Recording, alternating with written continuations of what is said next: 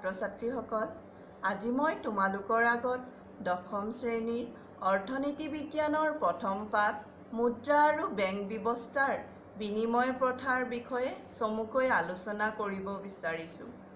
তোমালোকে মন দি শুনিবা। বিনিময় প্ৰথা হৈছে সামগ্ৰীৰ বিপৰীতে সামগ্ৰীৰ প্ৰত্যক্ষ বিনিময়। পৃথিৱীত যেতিয়া মুদ্ৰাৰ প্ৰচলন হোৱা নাছিল, তেতিয়া মানুহে বিনিময় হিচাপে বিভিন্ন ধৰণৰ দ্ৰব্য ব্যৱহাৰ কৰিছিল।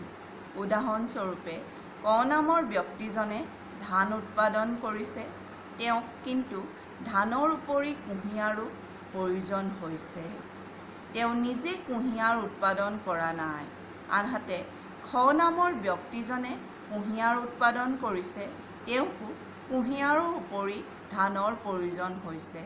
তেওঁ নিজে ধানৰ উৎপাদন নকৰে। সেইবাবে ক আৰু খৰ মাজত বিনিময় হ'ব। এইদৰে তেওঁলোকে সামগ্ৰীৰ সলনি সামগ্ৰী প্ৰত্যক্ষ বিনিময় কৰি দুয়োৰে অভাৱ পূৰণ কৰিছে। এয়াই হৈছে বিনিময় প্ৰথা। সময়ৰ লগে লগে মানুহৰ অভাৱসমূহ পৰিৱৰ্তন ঘটাত এই প্ৰথাত বিভিন্ন ধৰণৰ অসুবিধাৰ সৃষ্টি হ'ল। যেনে খই কৰ পৰা ধানৰ সলনি অন্য সামগ্ৰী বিচৰা হ'লে বা কৈ খৰ পৰা কুঁহিয়াৰৰ সলনি মাছ বিচৰা হ'লে ক আৰু খৰ মাজত বিনিময় হ'ব নোৱাৰিলেহেঁতেন। তেতিয়া কৈ মাছ উৎপাদনকাৰী ব্যক্তি বিচাৰিব লগা হ'লহেঁতেন।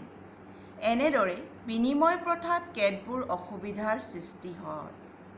ছাত্ৰ ছাত্ৰীসকল, এই বিনিময় প্ৰথাৰ প্ৰধান অসুবিধাসমূহ হ'ল সংগতিবিহীন অভাৱ, হিচাপ নিকাচৰ উমৈহতীয়া এককৰ অভাৱ, বিভাজনীয়তাৰ অসুবিধা আৰু মূল্যৰ ভাণ্ডাৰৰ অভাৱ।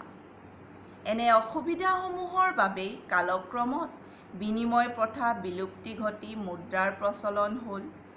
ছাত্ৰ ছাত্ৰীসকল, আশা কৰিছোঁ আজিৰ এই আলোচনাৰ জৰিয়তে তোমালোকে নিশ্চয় উপকৃত হৈছা। পৰৱৰ্তী সময়ত নতুন পাঠ লৈ তোমালোকৰ ওচৰলৈ পুনৰ আহিম। আজিলৈ আহোঁ। ধন্যবাদ।